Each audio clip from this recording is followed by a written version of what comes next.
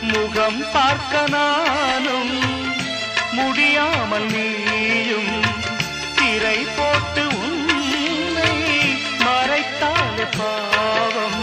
ஒரு முறையேனும் திருமுகம் காணும் வரந்தர வேண்டும், எனக்கு அது போதும்.